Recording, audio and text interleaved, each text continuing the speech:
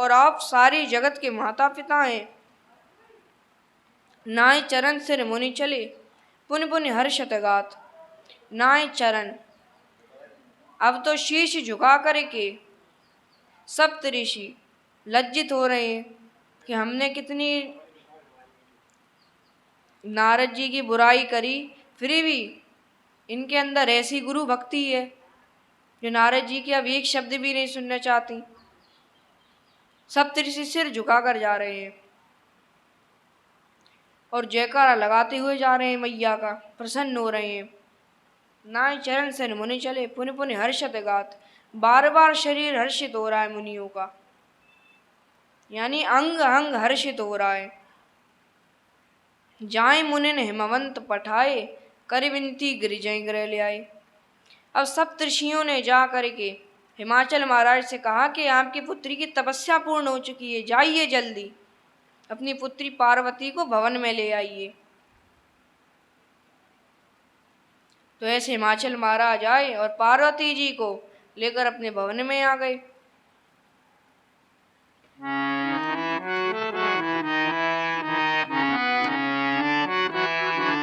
बड़ा आनंद हो रहा था। और यहाँ शंकर जी क्या कर रहे हैं? मन को स्थिर करके, मन को स्थिर कर रहे हैं और ध्यान कर रहे हैं राम जी का। और उसी समय पर तारक असुर भयउ तेहि काला, भुज प्रताप बल तेज विशाला।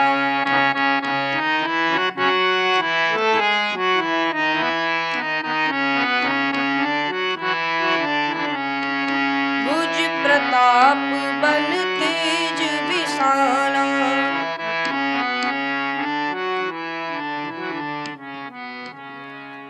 शंकर जी ध्यान में मग्न थे। सप्तऋषि आए, सप्तऋषि बड़े प्रसन्न हुए। तो शंकर जी समझ गए कि परीक्षा लेके आई हैं। तो शंकर जी को पार्वती जी के चरित्र सुनाकर सप्तऋषि चले गए। यहाँ शंकर जी प्रसन्न हो रहे हैं, भय मगन से सुनत सनेया, स्नेह को सुनकर बड़े प्रसन्न हो रहे हैं। हर्षि सप्तऋषि गवने गया, और हर्षित होकर सप्तऋषि गवने गया। सप्तऋषि अपने घर में आ गए, मन थिर करें। अब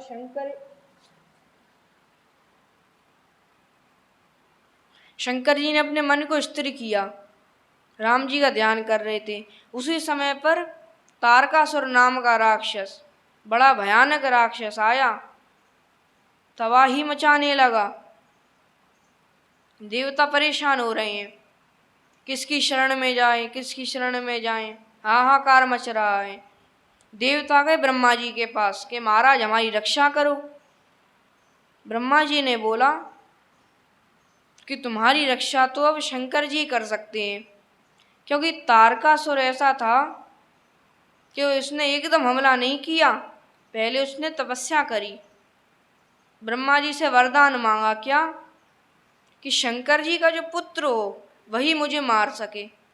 अब शंकर जी के पुत्र कैसे हो? पहले तो विवाह करना पड़ेगा शंकर जी को, तब उनका पुत्र होगा, तब वो पुत्र तारकासुर को मारेगा। अब क्या करें? सब परेशान है देवता। अब ऐसे भी तो पुत्र बन जाते हैं, जैसे शंकर जी कह दें, किसी देवता को कोई पुत्र है तो शंकर जी कह दें कि ये मेरा पुत्र है, गोद ले लेते हैं जो, ऐसे भी तो पुत्र बन जाते हैं। तो इसका भी तारकासुर ने वरदान मांगा कि शंकर जी के तेज से ही जो पुत्र प्रकट होगा, बस वही पुत्र शंकर जी का मुझे मार पाए। अब तो देवता घबरा रहे हैं कि शंकर जी का विवाह कैसे करवाएं। और भगवान राम जी ने कहा था कि पार्वती जी के साथ विवाह करना है, और शंकर जी को भी नहीं पता कि कब विवाह करना है। जब कोई कहेगा हमसे विवाह करने की तब विवाह करेंगे, अभी शंकर जी को भी कुछ नहीं पता है।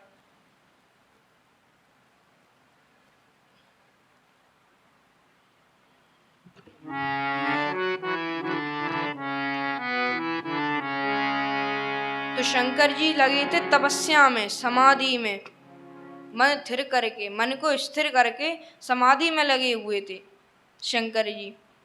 अब पहले तो समाधि खोलनी पड़ेगी शंकर की, सब देवता डर रहे हैं कि हम नहीं जाएंगे समाधि खुलवाने।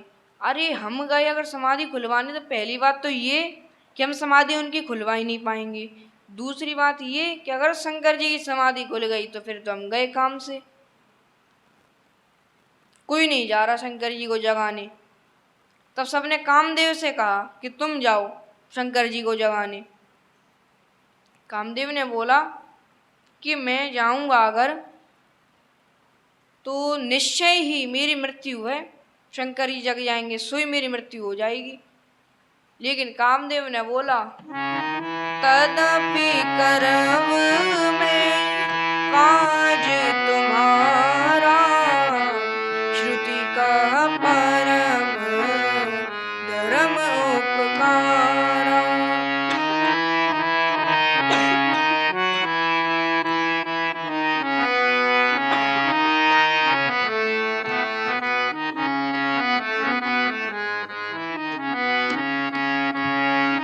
परहित लागी तजै जो देहि, संतत संत प्रशंसै तेहि।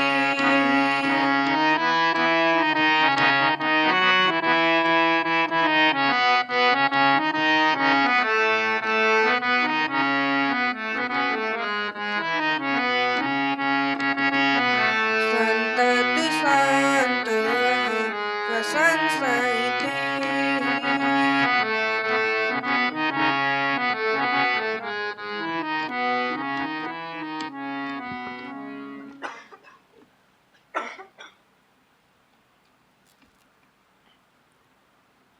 तो तदपि करम मैं काज तुम्हारा। कामदेव ने कहा कि शंकर जी के दर्शन से मेरी मृत्यु हो जाएगी, ये तो निश्चय है, लेकिन तदपि करम मैं फिर भी मैं तुम्हारे कार्य को पूरा करूंगा। क्योंकि वेदों ने ऐसा कहा है कि परिहित लाग तजै जो देहि, जो परिहित के लिए अपने शरीर को भी त्याग देता है तो संतत संत प्रशंसते ही, संत जन उस व्यक्ति की निरंतर सराहना करते हैं जो परहित के लिए अपने शरीर को त्याग देता है। ऐसे कामदेव ने कहा तो मैं चला जाऊंगा। अब जैसे ही कामदेव आया संसार में, सबके हृदय मदन अभिलाषा, लता निहारे नवै तरसाखा।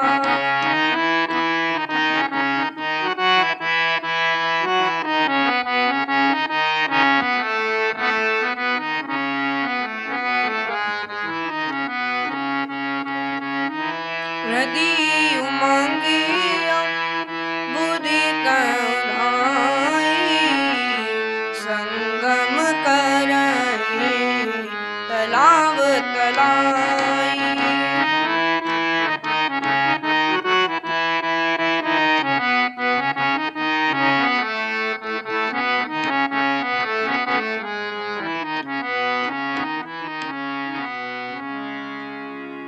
जो सबके हृदय मदन अभिलाषा, अब सबके हृदय में काम की अभिलाषा हो गई। लता निहारे नवै तरुशाखा,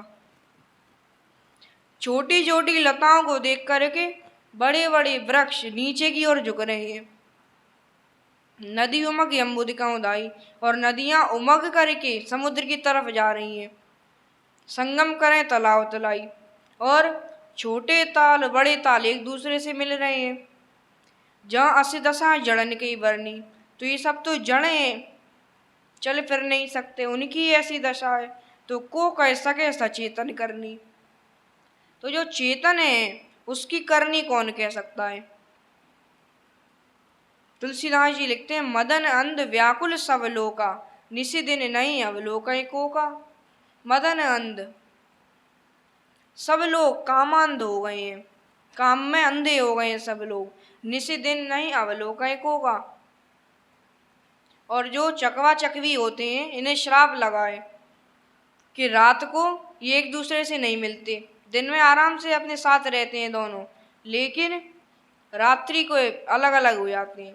और अगर हम इनको एक पिंजरे में बंद कर देंगे रात्रि के समय पर, तो एक दूसरे से मुंह फेर लेते हैं। सुबह हो जाती है तो फिर मिलते हैं एक दूसरे से। लेकिन निसी दिन नहीं अवलोकन को का, चकवा चकवी भी रात दिन नहीं देख रहे हैं, शराब भी किसी काम की नहीं आई। चकवा चकवी रात को भी साथ में मिल रहे हैं और सुबह भी साथ में। तो ये सब देखा, तुलसीदास जी ने लिखा,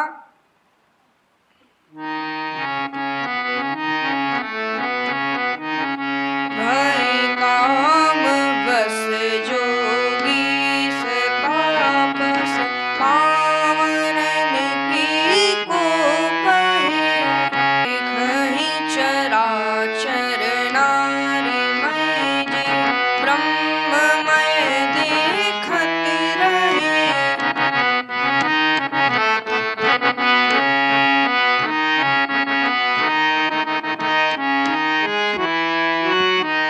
अबला बिलोकय पुरुषमय जग, पुरुष सब अबलामय।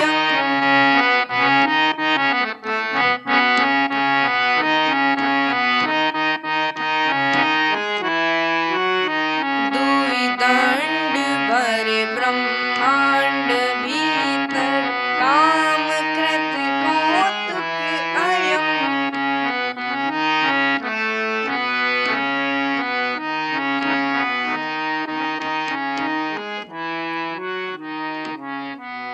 तो भाई कामवश जोगी तापस, बड़े बड़े योगी मुनि भी कामवश हो गए, पावरन की को गए। तो पापी जो लोग थे उनकी कौन कह सकता है। देखें चराचर नारीमय जे, ब्रह्ममय देखत रहे। देखें चराचर नारीमय, तो जो लोग सारे संसार को ब्रह्ममय देखते थे, बड़े बड़े साधु संत, वो लोग सारे संसार को नारीमय देख रहे हैं। और जो पुरुष थे पुरुष नारीमय देख रहे हैं, और नारी सारे संसार को पुरुषमय देख रही हैं। अवला विलोकय पुरुषमय जग, पुरुष सब अवलामयम। दुई दंड भरि ब्रह्मांड भीतर, काम कृत कौतुकयम। दुई दंड, दो घड़ी के लिए ही बस इतना सब हो गया संसार में। काम कृत कौतुकयम, कामदेव का ये ऐसा खेल जो रचा था, इसका प्रभाव 2 घड़ी तक चला। धरी न काहू धीर, सबके मन मन सिज हरे। जे राखे रघुवीर, ते उबरे तिहि काल महु। तुलसीदास जी लिखते हैं, धरी न काहू धीर, कोई भी धीरज धारण नहीं कर पा रहा। सबके मन मन से जहरे, क्योंकि सबके मन को कामदेव ने हर लिया था। जे राखे रघुवीर, ते उबरे तिहि काल महु। जे राखे रघुवीर, लेकिन जिसको राम जी ने रख लिया था, बस वो ही लोग बच पाए कामदेव के जंजाल से, जिन्हें राम जी ने रख लिया था। अन्यथा सबके अंदर काम छा गया। ऐसे सब परेशान हो रहे थे। अब कामदेव आया शंकर जी के सामने। शंकर जी को तो उसका कोई असर हुआ नहीं। अब कामदेव परेशान है कि कैसे इनके समाधि तोड़वाऊं मैं। धनुष तो रखता ही था अपने साथ, सो बाण छोड़ दिया। शंकर जी की छाती में लगा बाण। शंकर जी की आंख खुली, देखा सामने कामदेव। शंकर जी को क्रोध आ गया, तो शंकर जी ने तब सेवती सर नयन उभारा, चितवत काम भयउ जरि छारा।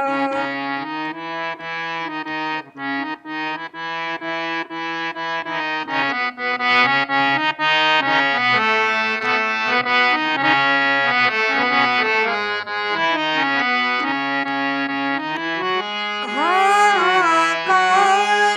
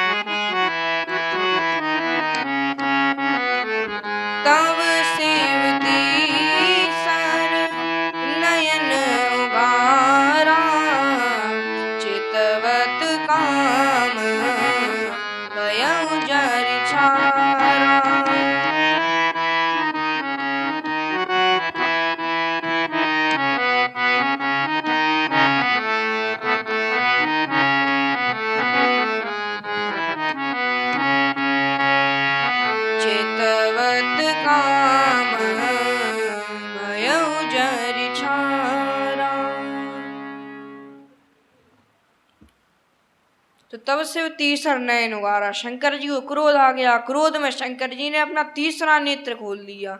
जैसे ही तीसरा नेत्र खोला तो देखते ही कामदेव जल के भस्म हो गया। हाहाकार भयो जग भारी, सारे संसार में हाहाकार मच गया। डर पे सुर भय असुर सुखारी। अब डर पे सुर, देवता डर रहे हैं, भाई असुर सुखारी। लेकिन जो असुर थे वो सुखी हो रहे हैं। अब देवता अगर डर रहे हैं तो दैत्य सुखी क्यों हो रहे हैं, जबकि हाहाकार तो सारे संसार में मचा था। परेशानी देवता और दैत्य दोनों को ही हुई थी, लेकिन दैत्य इसलिए प्रसन्न हो रहे थे कि देवता परेशान हो रहे हैं, यानी दूसरे को दुखी देखकर स्वयं सुखी हो रहे हैं देवता। देवताओं को दुखी देखकर दैत्य स्वयं सुखी हो रहे हैं। तो ऐसे रहे अकंटक साधक जोगी। बड़े बड़े योगी साधक भी अकंटक हो गए। कामदेव के मरती काम खत्म सारे संसार से। तो तुलसीदास जी लिखते हैं, जोगी अकंटक भये पति गति, सुनत रति मूर्छित भई।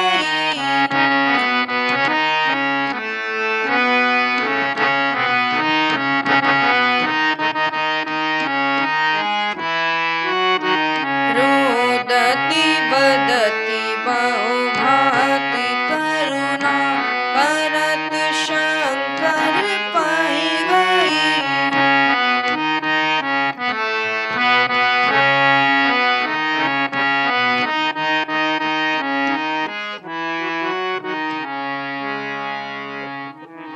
तो यहाँ जोगी अकंटक भय, योगी तो अकंटक हो गए, काम चला गया सबके मन से।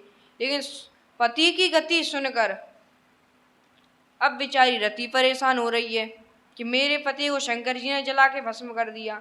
तो रोती बिलखती हुई रति शंकर जी के पास आई, प्रार्थना कर रही है कि मेरे पति को जीवित कर दो। शंकर जी ने कहा, अब ते रति तब नाथ कर, होए नाम अनंग, बिनु बपु व्यापी सभय पुनि, सुन निज मिलन प्रसंग। अब ते रति तब नाथ कर। शंकर जी ने कहा कि हे रति, अब से तुम्हारा जो पति होगा वो होगा कामदेव, लेकिन बिना शरीर का। उसका शरीर नहीं होगा लेकिन वो रहेगा। बिनु बपु व्यापी समय पुनि, सुन निज मिलन प्रसंग। अब वो तुम्हें मिलेगा कहाँ, तुम्हारा पति, और तुम्हें शरीर से चाहिए तो तुम्हें थोड़ा समय लगेगा। कब? जब यदुवंश कृष्ण अवतारा, होए हरण महामय भारा।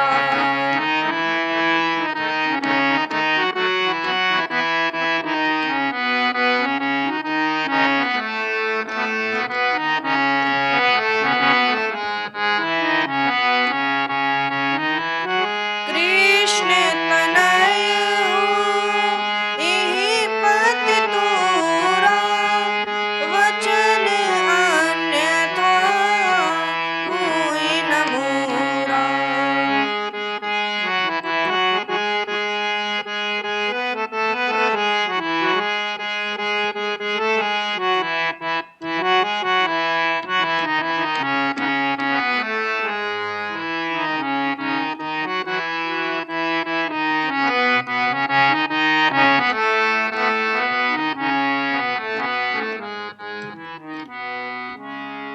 तो जब यदुवंश कृष्ण अवतारा, जब यदुवंश में भगवान कृष्ण का अवतार हुआ, हुए हरण महामय भारा, जब पृथ्वी का भयंकर भार कम होगा, कृष्ण तनय हुए पति तोरा, तो भगवान कृष्ण का पुत्र प्रद्युम्न तुम्हारा पति होगा। और ये मेरे वचन झूठे नहीं हैं, तो वो तुम्हारा पति होगा प्रद्युम्न, जो भगवान कृष्ण का प्रथम पुत्र होगा। तो जब यदुवंश कृष्ण अवतारा, कृष्ण का अवतार होगा यदुवंश में, तो ये जो 2 चौपाई हैं इनका अर्थ रामचरितमानस में नहीं है, इसका अर्थ है श्रीमद् भागवत में। क्योंकि रामचरितमानस एक सूत्र है, उसमें तुलसीदास जी ने केवल सूत्र लिखे हैं। जैसे उस दिन मैंने बताया था, ध्रुव सगलान जपि हरे नामु, सुमेरे सुमेरि पवन सुत पावन नामु, अपितु अजामिल गज गनिकाऊ। तो ये सब सूत्र हैं तुलसीदास जी के, चौपाई भी हैं और सूत्र भी हैं। अब इनका जो सूत्र है, सूत्र क्या होता है? सूत्र होते हैं छोटे, व्याकरण में सूत्र होते हैं, तो सूत्र तो छोटे होते हैं, कम शब्द कम अक्षर, लेकिन अर्थ उनके बड़े होते हैं। तो ऐसी तुलसीदास जी ने सूत्र लिखा है कि जब यदुवंश कृष्ण अवतारा, जब यदुवंश में भगवान कृष्ण का अवतार होगा, तो इसको समझने के लिए हमें श्रीमद् भागवत का सहारा लेना पड़ेगा। श्रीमद् भागवत में कथा है कि भगवान कृष्ण का अवतार कैसे हुआ, क्यों हुआ, और भगवान कृष्ण का पूरा वंश, उनकी बाल लीलाएं आएंगी, बाल लीलाओं के बाद कब जाकर उनका विवाह होगा। तो ये रामानंदी और कृष्णानंदी जो होते हैं, इनमें विनोद होता रहता है। कृष्णानंदी कहते हैं कि देखो, हमारे वेदव्यास जी ने श्रीमद् भागवत में 2 ही अध्याय में पूरी राम जी की कथा लिख दी, केवल 2 अध्याय में ही। और जो रामानंदी होते हैं वो कहते हैं कि हमारे तुलसीदास जी ने 2 चौपाइयों में ही कृष्ण कथा लिख दी। जब यदुवंश कृष्ण अवतारा, होए हरन महामय भारा, कृष्ण तनय होए पति तोरा, वचन अन्यथा होए न मोरा। बस इतने में ही कृष्ण कथा है। तो ये तो सूत्र है, इसका अर्थ श्रीमद् भागवत में लिखा है। तो जन्म की कथा तो आज ही हो जाएगी, भगवान कृष्ण का जन्म कैसे हुआ, पर उसके बाद भी 3 दिन लगेंगे आज से, कहो 4था दिन भी लग जाए। किस लिए? प्रद्युम्न के जन्म के लिए, कि कैसे प्रद्युम्न का जन्म हुआ, तो वहाँ तक कथा जाएगी। तो 3 दिन की कथा है पूरी, अगर 4 दिन भी लग जाए तो आप ये मत कहना कि पंडित जी तो भागवत की कथा कह रहे हैं, इतने दिन लगा लिए इसमें, क्योंकि कथा ही ऐसी है। जब यदुवंश कृष्ण अवतारा, तो कृष्ण भगवान का अवतार कैसे हुआ? विष्णु भगवान के पुत्र ब्रह्मा, ब्रह्मा के अत्रि, अत्रि के चंद्र, चंद्र के बुध, बुध के पुरुरवा, पुरुरवा के वंश में आगे चलकर हुए महाराज ययाति। तो ययाति की कथा आती है कि चंद्र वंश के जो ययाति महाराज थे, एकदा दानवेन्द्रस्य शर्मिष्ठा नाम कन्यका, सखी सहस्त्र संयुक्ता गुरुपुत्राय च भामिनी। एकदा दानवेन्द्रस्य, एक दानवराज थे वृषपर्वा नाम के, उनकी पुत्री का नाम था शर्मिष्ठा। तो एक दिन शर्मिष्ठा अपनी 1000 सखियों को लेकर और 1000 सखियों के साथ एक और अपनी सखी को लेकर, यानी कौन? देवयानी। देवयानी थी शुक्राचार्य महाराज की पुत्री। तो देवयानी ऐसे ये सब तालाब में स्नान करने गई, तालाब में स्नान किया। अब जैसे बाहर आने वाली थी ये सब, इतने में शंकर जी की सवारी निकली, शंकर जी निकले नंदी पर बैठकर। अब तो सब तालाब के अंदर गई, जैसे देखो शंकर जी आ रहे हैं, शंकर जी आ रहे हैं, सब तालाब के अंदर चली गई। फिर थोड़े समय बाद सब बाहर आई, तो जल्दी जल्दी में वस्त्र नहीं पहचान पाई शर्मिष्ठा, तो शर्मिष्ठा ने अपने वस्त्रों की जगह देवयानी के वस्त्र पहन लिए और देवयानी ने शर्मिष्ठा के पहन लिए। तो बड़ा क्रोध हो रहा है दोनों में, एक दूसरे में गुस्सा आ रहा है दोनों को। कैसे? शर्मिष्ठा को लग रहा है कि इसने मेरे वस्त्र पहन लिए, और देवयानी को लग रहा है कि शर्मिष्ठा ने मेरे वस्त्र पहन लिए। तो दोनों को क्रोध आ रहा है। अब बात कहाँ तक गई कि इनमें धक्का मुक्की होने लगी, लड़ते लड़ते कुएं तक आई। अब कुएं में ही धकेल दिया शर्मिष्ठा ने देवयानी को, देवयानी कुएं में गिर गई। थोड़ा थोड़ा तैरना जानती तो उसी में तैर रही थी देवयानी। अब वहाँ आए मारा ययाति। ययाति ने रस्सी को लिया और बाल्टी से ऐसे बांध दिया। पानी पीना था तो कुएं में। अब जैसे बाल्टी गई, पानी खींचा तो देखा कि ये तो इसमें कोई स्त्री है, तो सही से दिखाई नहीं दे रही थी देवयानी, क्योंकि उन्हें पता चला कि पानी इतना ज़्यादा तो मैंने भरा नहीं है कि बाल्टी इतनी भारी हो गई हो। देखा तो उसमें देवयानी थी, तो उनको हाथ पकड़ के बाहर निकाला ययाति ने। अब हाथ पकड़ के बाहर निकाला तो देवयानी ने कहा कि महाराज, आज तक किसी ने मेरा हाथ नहीं पकड़ा, आपने मेरा हाथ पकड़ा है, तो आप भी मुझसे विवाह करो। अब ऐसा कहा तो ययाति ने कहा कि आप तो शुक्राचार्य महाराज की पुत्री हैं, ब्राह्मण पुत्री हैं, मैं क्षत्रिय हूँ, तो मैं आपसे विवाह कैसे करूँगा। शर्मिष्ठा ने कहा कि मुझे श्राप लगा है। देवयानी ने कहा कि मुझे श्राप लगा है कच्छ का, कि मुझसे कोई ब्राह्मण पुत्र विवाह नहीं करेगा, ऐसा मुझे श्राप लगा है। ये कैसे लगा श्राप? बृहस्पति ऋषि ने सोचा कि शुक्राचार्य जी मृत संजीवनी विद्या जानते हैं, तो हम जितने भी दैत्यों को मारते हैं उतने ही दैत्यों को वापस जीवित कर लेते हैं मृत संजीवनी विद्या चलाकर। तो फिर बृहस्पति ऋषि ने अपने पुत्र कच्छ को भेजा कि जाओ, कच्छ से कहा कि जाकर शुक्राचार्य जी से मृत संजीवनी विद्या सीख लो। अब कच्छ आया मृत संजीवनी विद्या सीखने। शुक्राचार्य जी ने बोला, क्यों आए हो तुम यहाँ पर? कच्छ ने कहा कि मुझे मृत संजीवनी विद्या सीखनी है। तो शुक्राचार्य जी ने कहा कि ठीक है, तुम कहते हो तो तुम्हें मृत संजीवनी विद्या सिखा दूंगा, पर एक शर्त है, तुम्हें 1000 वर्ष तक मुझे, मेरी पुत्री और ये जो गौशाला में गायें हैं, इन्हें ठीक से रखना पड़ेगा, तो मैं तुम्हें मृत संजीवनी विद्या सिखा देता हूँ। बस इतना कह दिया। 500 वर्ष बीत गई। अब उनने देवयानी की सेवा करी, गुरुजी की सेवा करी और गायों की सेवा करी, तीनों को प्रसन्न कर लिया। 500 वर्ष तक प्रसन्न रखा। अब एक दिन गाय चराने के लिए आए कच्छ, तो वृषपर्वा को पता लगा कि कच्छ गाय चराने आया है। अगर ये मृत संजीवनी विद्या सीख गया तो ये देवताओं को ही जिंदा करता रहेगा, फिर हम क्या कर पाएंगे, हम मारेंगे यहाँ से और वो जीवित कर देगा। तो वृषपर्वा ने अपने सैनिकों को भेजा कि जाओ कच्छ को मार दो। सैनिक गए और जाकर कच्छ को जंगल में ही मार दिया। अब गाय रमाती हुई आई, गाय रमाती हुई आई शुक्राचार्य जी के पास। इतने में कच्छ के शरीर को जंगली जानवर खा गए।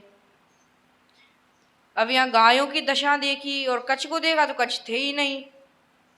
शुक्राचार्य जी ने ध्यान रख के देखा तो पता चला कि कच्छ को मार दिया है वृषपर्वा के सैनिकों ने।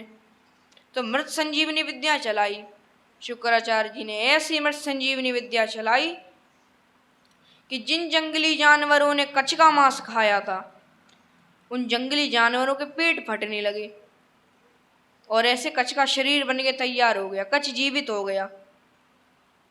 अगले दिन फिर गया कच्छ गाय चराने। वृषपर्वा ने फिर सैनिक भेजे कि जाओ अब उसको मार दो और मेरे पास ले आओ मारकर। तो जैसे ही सैनिकों ने जाकर कच्छ को मारा, अब कच्छ को ले आए मार करके वृषपर्वा के सामने। अब वृषपर्वा ने फिर सैनिकों को बुलाया कि इसके शरीर के बारीक बारीक टुकड़े कर दो और समुद्र में फेंकवा दो। फिर उसके शरीर के बारीक टुकड़े करके समुद्र में फेंकवा दिया।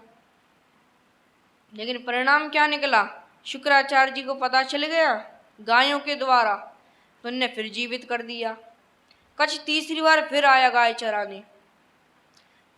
तो अब वृषपर्वा ने आदेश दिया कि वहीं जंगल में ही कच्छ को मार के उसका अंतिम संस्कार कर दो और उसकी राख को मेरे पास ले आओ।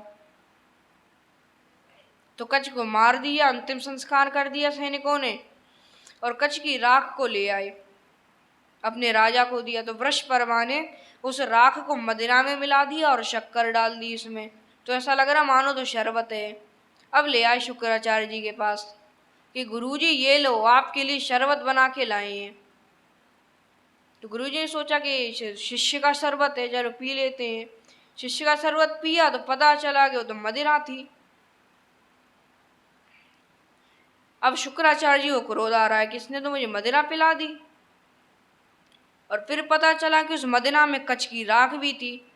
तो मृत संजीवनी विद्या चलाई, कच्छ को अपने पेट में ही जीवित कर दिया और कच्छ से कहा कि बेटा अब तुम बाहर मत आना, तुम बाहर आ गई तो फिर ये तुम्हें मार देंगे, इसलिए तुम मेरे पेट में ही रहो, मैं तुम्हें मृत संजीवनी विद्या सिखा देता हूँ, तुम उस विद्या को सीख लेना, मेरा पेट फाड़ के बाहर आ जाना, फिर मुझे जीवित कर देना।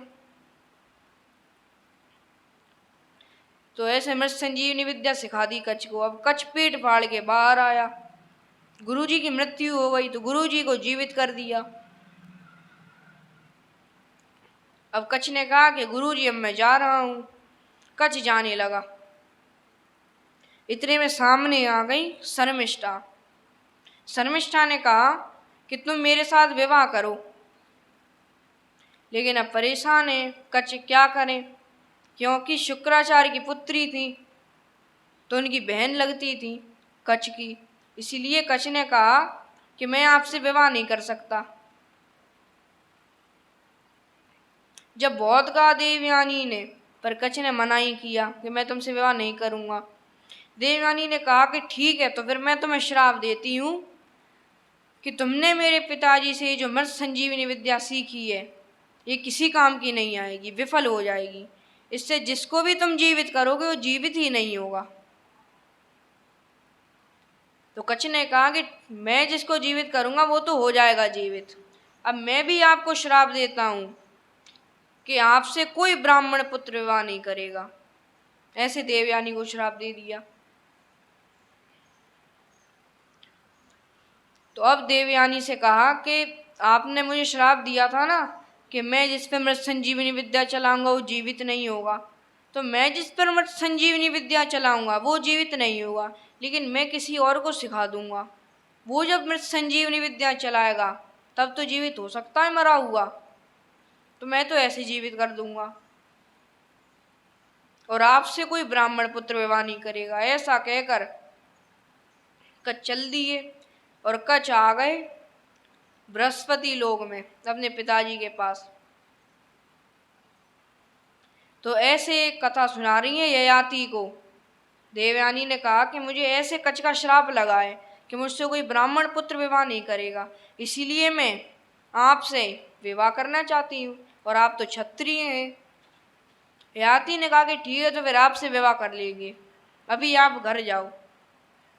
अब ययाति अपने महल में आए और यहाँ देवयानी अपने पिताजी के पास आई, शुक्राचार्य जी के पास। और शुक्राचार्य जी से कहा कि पिताजी इस नगर को छोड़ के चलो, ये नगर ही अच्छा नहीं है। पिताजी ने पूछा कि क्या बात है।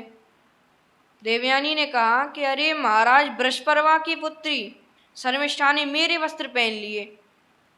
अब मैंने उसे डांट दिया, कहा कि मेरे वस्त्र मुझे वापस कर, तो उसने मुझे धक्का दे दिया कुएं में, इसलिए मैं कह रही हूँ इस नगर को छोड़ के चलो। शुक्राचार्य जी जाने लगे। वृषपर्वा ने चरण पकड़ लिए कि महाराज मत जाओ, चरणों में गिरा के मत जाओ, क्या हमसे गलती हो गई। तो शुक्राचार्य जी ने कहा कि मेरी बेटी को प्रसन्न कर लो, चलूंगा। अब बेटी से पूछा देवयानी से कि क्या आपको परेशानी है, क्या चाहिए आपको। तो देवयानी ने कहा कि जब मेरा विवाह होगा तब आपकी पुत्री शर्मिष्ठा अपनी 1000 सखियों के साथ मेरी दासी बनकर चलेगी, जब मेरा विवाह हुआ तब। ऐसा कहा, तो इसीलिए वो मेरे साथ ही रहेगी 1000 सखियों के साथ। अब वृषपर्वा ने सोचा कि ये तो शर्मिष्ठा मानेगी नहीं मेरी पुत्री इस बात को, लेकिन फिर अपनी पुत्री से कहा कि तुम्हें देवयानी के साथ जाना पड़ेगा। अपनी 1000 सखियों के साथ उसकी दासी बन करके रहना पड़ेगा। शर्मिष्ठा ने कहा कि ठीक है, दासी बन जाऊंगी मैं, क्योंकि इसमें पूरे कुल की हानि थी। अगर शुक्राचार्य जी चले आते तो पूरा कुल नष्ट हो जाता, फिर कोई मृत संजीवनी विद्या से जीवित करने वाला नहीं था। इसीलिए शर्मिष्ठा ने सोचा कि मैं दासी बन जाऊंगी। तो ऐसे अब ययाति के साथ विवाह हो गया।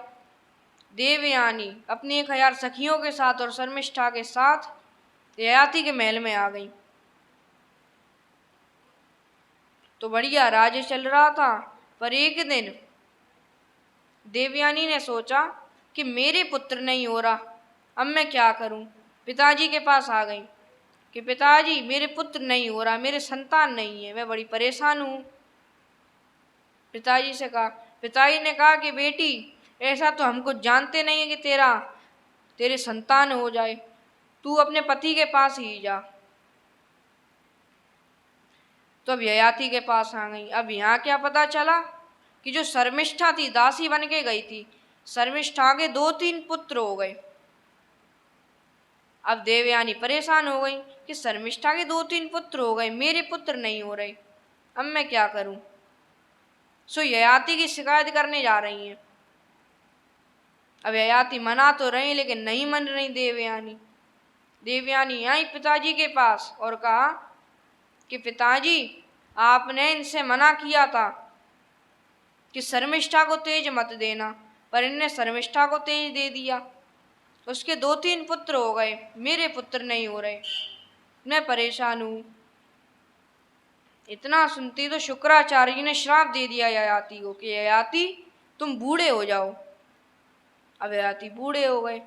ययाति ने कहा कि इसमें मेरी हानि नहीं है, इसमें हानि तो आपकी ही है और आपकी पुत्री की, क्योंकि जब हम दोनों साथ में जाएंगे तब ऐसा लगेगा कि बाप बेटी जा रहे हैं, तो इसमें मेरी हानि नहीं है। ऐसे ययाति देवयानी को लेकर अपने भवन में आई। अब ययाति ने अपने पुत्रों से कहा कि तुम मुझे अपनी जवानी दे दो, क्योंकि अगर जवानी मिल जाए तो ययाति बूढ़े से जवान हो जाएंगे और जिसने जवानी दी थी वो बूढ़ा हो जाएगा। यदु ने मना कर दिया कि मैं नहीं दूंगा अपनी जवानी। लेकिन जो पुरु था, उनका दूसरा पुत्र, पुरु ने कहा कि हाँ पिताजी, मैं आपको अपनी जवानी दे दूंगा। कोनो लोके मनुष्येन्द्र पितुरात्मकृतः पुमान् प्रतिकर्तु क्षमो यस्य प्रसादाद् विन्दति पदम्। पुरु ने कहा, कौन लोके मनुष्येन्द्र पितुरात्मकृतः पुमान्, ऐसा संसार में कौन है जो अपने पिताजी की आज्ञा का पालन ना करता हो। और जो अपने पिताजी की आज्ञा पालन नहीं करता वो तो इस श्रेणी का होता है। फिर श्रेणियां भी बताई कैसे। जो अपने पिताजी का पूरे मन से फुर्ती के साथ आज्ञा का पालन करता है तो वो तो उत्तम श्रेणी का है पुत्र। और जो पिताजी की आज्ञा सुनकर बड़े आलस में उस काम को करता है वो मध्यम श्रेणी का है। और जो पिताजी के बार बार कहने पर भी उस काम को नहीं करता तो उसे तो पुत्र कहने का अधिकार ही नहीं है। ऐसे श्रेणियां बता दी। और फिर कहा कि उत्तम से भी उत्तम श्रेणी का पुत्र तो वो है जो पिताजी के कहने से पहले ही उनके मन की बात जानकर उस काम को कर दे, वो उत्तम से भी उत्तम श्रेणी का है। तो ऐसे पुरु ने इन श्लोकों को कहा कि ऐसे पिताजी की आज्ञा का पालन करना चाहिए। और ययाति को अपनी जवानी दे दी, स्वयं बुढ़ापा ले लिया। अब ययाति जवान हुए, राज्य करने लगे। एक दिन एकांत में ययाति बैठे हुए हैं और विचार कर रहे हैं कि मैंने ये ठीक नहीं किया, मैंने अपने पुत्र की जवानी ले ली और अपना बुढ़ापा उसे दे दिया, तो ये मैंने ठीक नहीं किया। परेशान हो रहे हैं ययाति। अब मात्रा शस्त्रा दुहित्रा वा नाविविक्ता सनो भवेत बलवान इंद्र यग्रामो विद्वान स्वपिकर्षति। ये जो श्लोक है इसका अर्थ है कि हमें एकांत में मात्रा, माता पुत्री, बहन, स्वस्त्रा, द्वित्रा, इन सबके साथ आसन पर सटकर नहीं बैठना चाहिए। तो ये जो श्लोक है, ये श्लोक श्रीमद् भागवत में भी आया है और यही श्लोक महाभारत में भी आया है। कैसे? 100 पर्व का महाभारत था, तो उसे तो कौन पढ़ता, 100 पर्व का था, तो वो चला गया देवताओं के पास। और अब वेदव्यास जी ने बोला और जैमिनी ने लिखा। तो जैमिनी ने जो लिखा था महाभारत, वो वही महाभारत है जिसको आजकल हम लोग पढ़ते सुनते हैं। वो महाभारत लिखा गया जैमिनी द्वारा। तो ये श्लोक लिखने के लिए कहा कि मात्रा, शस्त्रा, द्वित्रा, माता, बहन, इन सब के साथ आसन पे सट कर नहीं बैठना चाहिए। तो ये श्लोक लिखने से इनकार कर दिया। जैमिनी ने बोला कि मैं ये श्लोक नहीं लिखूंगा। अरे महाराज, ऐसा कौन होगा जो ऐसा करेगा, मैं तो नहीं लिख रहा। तो यहीं से लिखना बंद कर दिया। फिर आज का जो लिखना था वो पूरा लिख लिया, यहाँ से बंद कर दिया। वेदव्यास जी ने बोला ठीक है, कोई बात नहीं। अब वेदव्यास जी ने ऐसी माया कर दी, सो रात्रि का समय था, बरसात होने लगी, बरसात करवा दी। अब बरसात में एक स्त्री भागी भागी आई, तो रोती पुकारती हुई आई, उसे जैमिनी का आश्रम दिखाई दिया। तो उसने जैमिनी के द्वार खटखटाए। जैमिनी द्वार पर देखा तो एक स्त्री खड़ी थी। तो स्त्री कह रही है कि आप मुझे अंदर आ जाने दीजिए, मुझे ठंड लग रही है, बाहर कितनी भयंकर वर्षा हो रही है। तो जैमिनी ने मना कर दिया, गेट लगा लिया अपने कि हम नहीं आने देंगे आपको। पर फिर जैमिनी ने सोचा कि बेचारी कहाँ से भटकती आ रही होगी, चलो इसको अंदर चले आने देते हैं। तो द्वार खोल दिया कि तुम अंदर चली जाओ, मुझे कोई फर्क नहीं पड़ता बरसात में भी। अब जैमिनी बाहर आ गए। लेकिन फिर अब जैमिनी के मन में क्या बात आई कि चलो इस स्त्री को देखते हैं ये क्या कर रही है। अब छत पे गए जैमिनी, जो कुटिया की छत थी, यहाँ से छत को हटाया और छत से ही कूद गए नीचे। अब वो स्त्री भी घबराई कि जैमिनी कहाँ से आ गए। अब जैमिनी गए और उस स्त्री को हृदय से लगाने लगे। जैसे हृदय से लगाने को हुए, इतने में तो उस स्त्री में से वेदव्यास प्रकट हो गए। तो अब जैमिनी समझ गए कि इतनी सारी माया वेदव्यास जी ने इसलिए रची थी जिससे मैं इस श्लोक को लिख दूं, मात्रा, शस्त्रा, द्वित्रा, वा ना विविक्ता सनो भवेत्। क्योंकि ये श्लोक लिखने से मना कर दिया था जैमिनी ने कि ऐसा कौन करेगा महाराज, ऐसा होता ही नहीं है। लेकिन अब वेदव्यास ने बता दिया कि अब तुम ही ऐसा कर रहे हो तो और लोग क्यों नहीं करेंगे ऐसा। अब बताओ, लिखोगे श्लोक? तो जैमिनी ने कहा कि हाँ, अब मैं लिख दूंगा श्लोक। तो तब ये श्लोक लिखा गया, मात्रा, शस्त्रा, द्वित्रा, वा, कि माता, भाई, बहन, इन सब के साथ आसन पर सटकर नहीं बैठना चाहिए।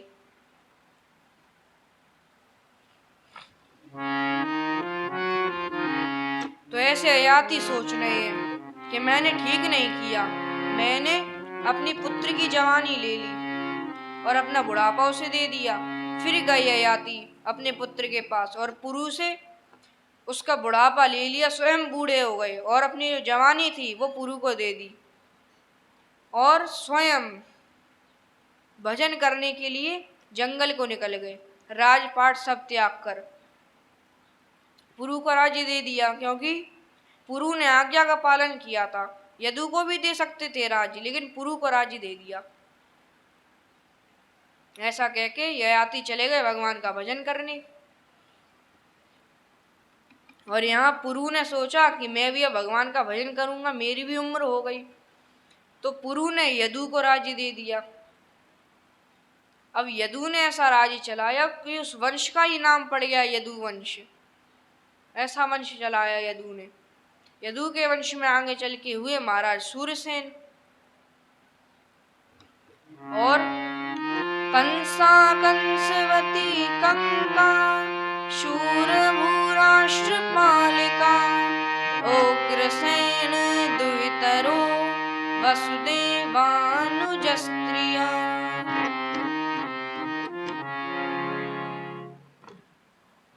सूर्यसेन जो थे, सूर्यसेन के पुत्र हुए वसुदेव जी। अब वसुदेव जी जो थे, इनका एक नाम था आनक दुंदुभी। ऐसा भी श्लोकों में आया है भागवत में, आनक दुंदुभी है वसुदेव जी। आनक दुंदुभी नाम क्यों पड़ा? वो इसलिए पड़ा क्योंकि जब वसुदेव जी का जन्म हुआ था उस समय पर स्वर्ग में अपने आप दुंदुभियां बजने लगी थी, किन्हीं के द्वारा भगवान का जन्म होगा, इसीलिए। तो कंसा कंसवती कंका शूरभूराष्ट्रपालिका। अब जो महाराज सूर्यसेन थे, इनके मित्र थे उग्रसेन। उग्रसेन के पुत्र हुआ कंस। तो एक ज्योतिषी से पूछा, तो ज्योतिषी ने बताया कि तो तुम्हारा कुल घाती है, इसको तो तुम त्याग दो अभी से ही। तो फिर कंस को त्याग दिया, नदी में बहा दिया कंस को। अब उनकी जो पुत्रियां थी, कंसवती, कंका, शूरभू, राष्ट्रपालिका, ये सब उग्रसेन की पुत्री थी, जो वसुदेव जी के छोटे भाई को ब्याई। वसुदेवा अनुज स्त्रिया, वसुदेव के अनुज की पत्नियां थी ये सब। वसुदेवं हरिस्थानं वदन्त्यानक दुन्दुभि प्रथा च श्रुतदेवा च श्रुतिकीर्ति श्रुतश्रवा। और वसुदेवम हरे स्थानम, सूर्यसेन की पुत्री कौन कौन थी? प्रथा, श्रुतदेवा, श्रुतिकीर्ति, श्रुतश्रवा और राजादि देवी, ये सूर्यसेन की पुत्री थी। वसुदेव जी की ये सब बहनें थी। अब सूर्यसेन ने क्या सोचा कि मेरे मित्र कुंती भोज के पास एक भी पुत्री नहीं है, तो मैं उसे पुत्री दे देता हूँ। तो अपनी प्रथम पुत्री जो प्रथा थी, वो प्रथा कुंती भोज को दे दी। तो कुंती भोज के पास जब गई प्रथा, तो उनका नाम पड़ गया कुंती। अब एक दिन